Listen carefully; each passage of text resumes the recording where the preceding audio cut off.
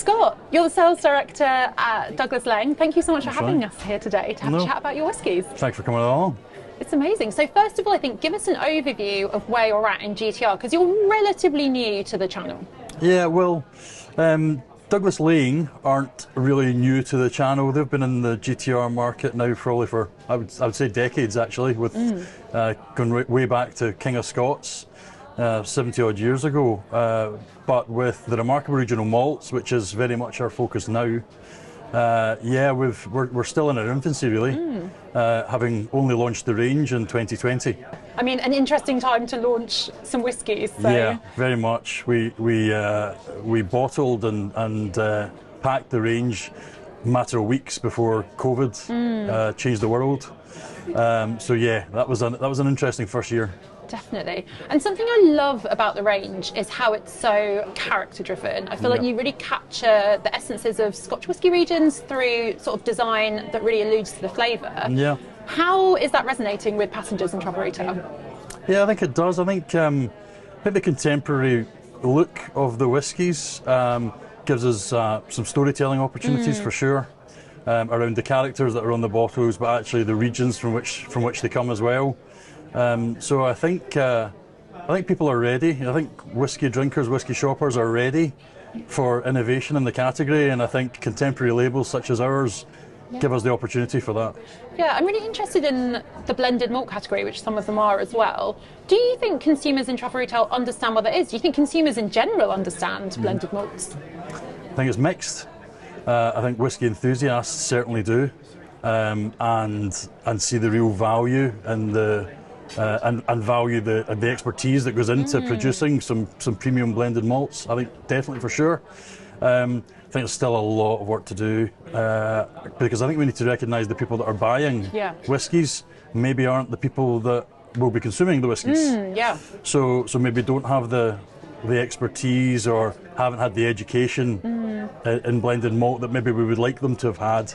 So I think the blended malt category is still quite misunderstood among many, but we're trying. We're doing our Douglas Laing are only a small family business, third generation family owned. We're doing our bit, but yeah, we're making progress.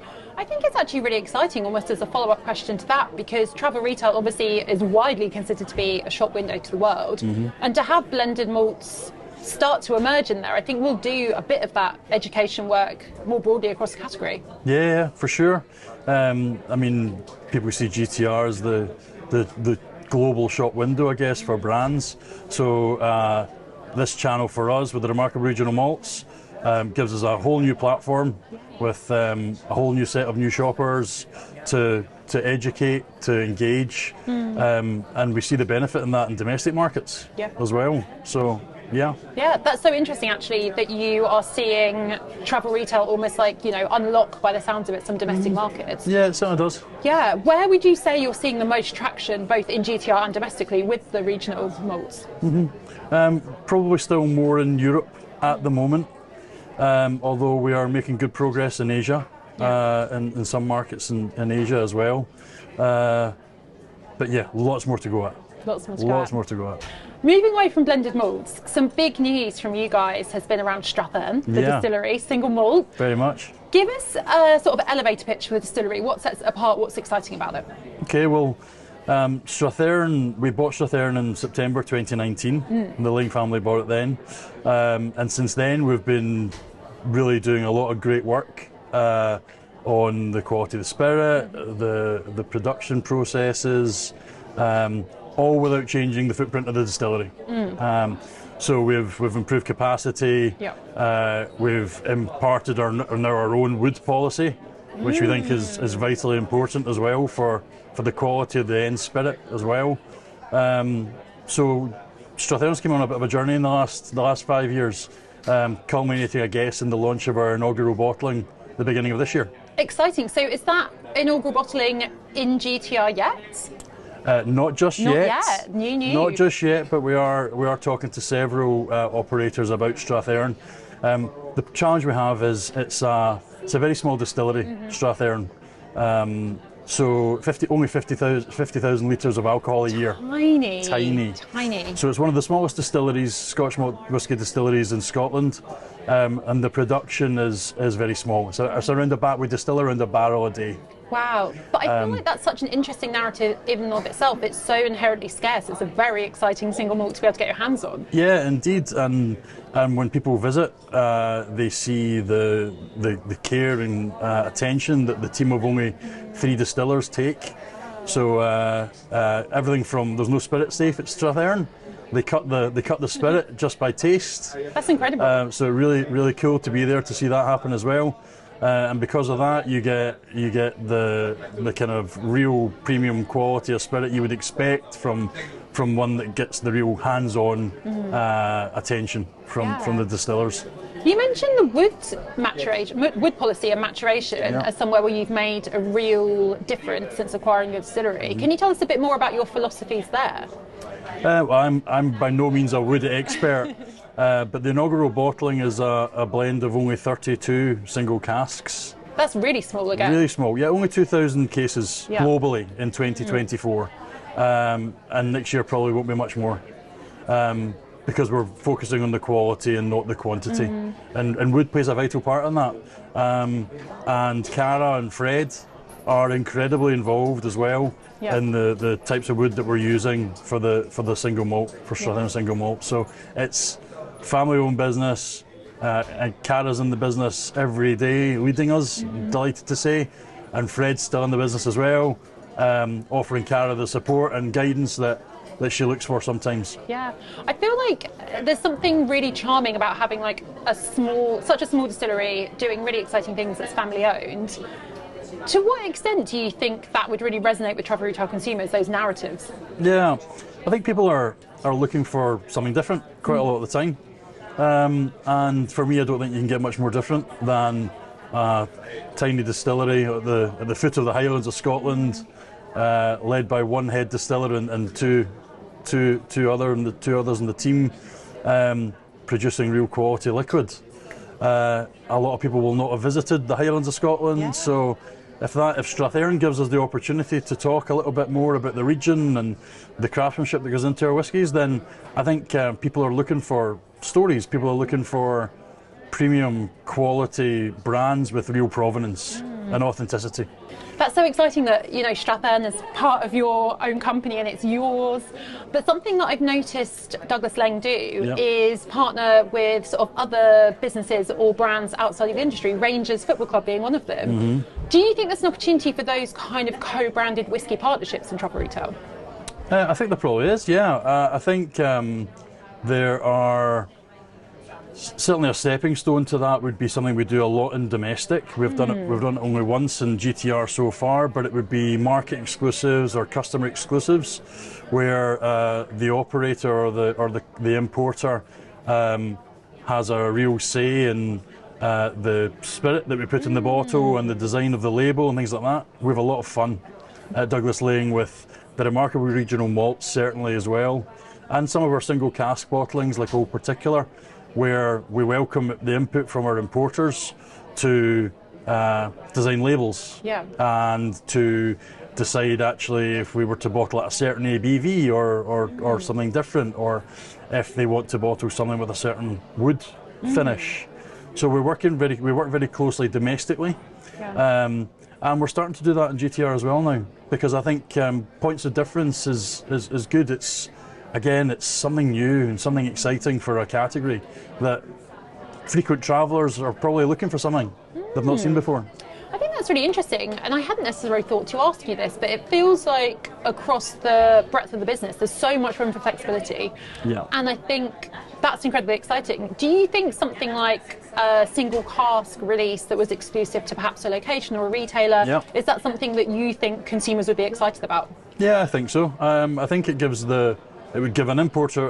importers and would give an operator the opportunity to have a say in what we release, but also consumers the opportunity to sample something they maybe wouldn't have been given the opportunity to sample. As I say, we have a lot of fun.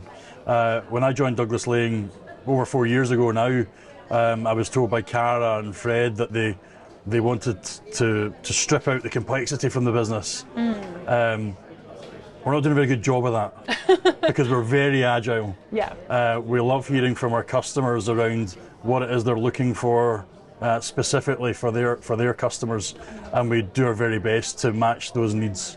Something I wanted to ask you more broadly is around Scotch whisky in general. The category, it feels like, at least domestically, is having a little bit of a hard time. And some people put this down to a bit of market correction, and other people seem to see it as a more of a long-term issue. Where do you stand on that? Whiskey's been around for hundreds of years. It'll be around for hundreds more. I think the resilience of the category, I think, will stand it in good stead. Yeah, maybe we've seen some softening of market conditions for various reasons globally this year, but I think there's an air of optimism coming back from our perspective, certainly. And as I say, we've talked about the agility of our business.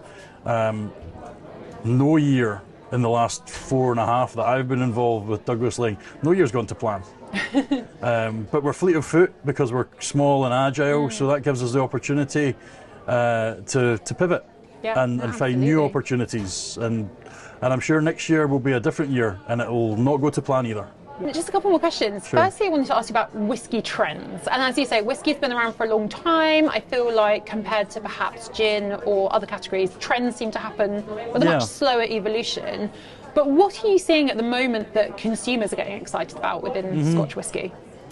I think premiumisation is something that maybe not this year, it's a different market this year, but I think in general the trend for premiumisation will continue. People will be prepared to pay a little bit more for more quality, and I think that'll be something that's here to stay.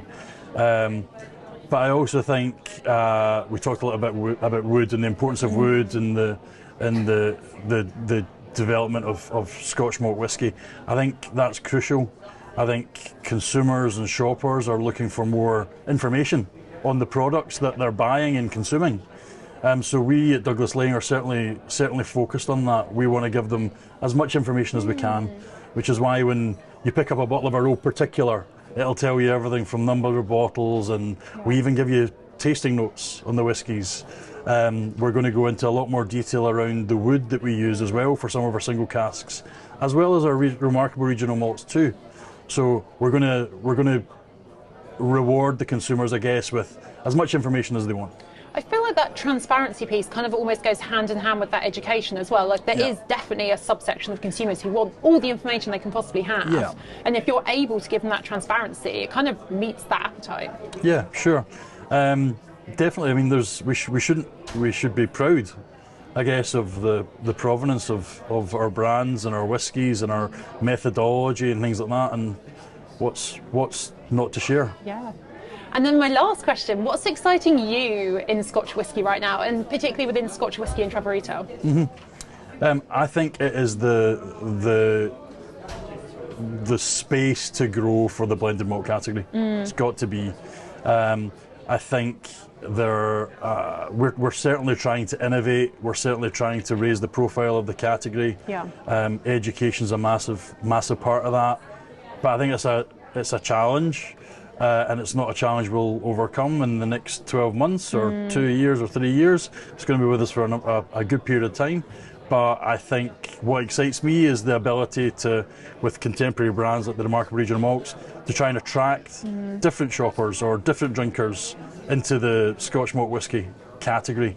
And our brands with the funny labels but serious malts in the bottles give us the opportunity to talk about quality and prestige, but give us the opportunity to talk about the characters in the bottles and why they mirror the region in which they represent.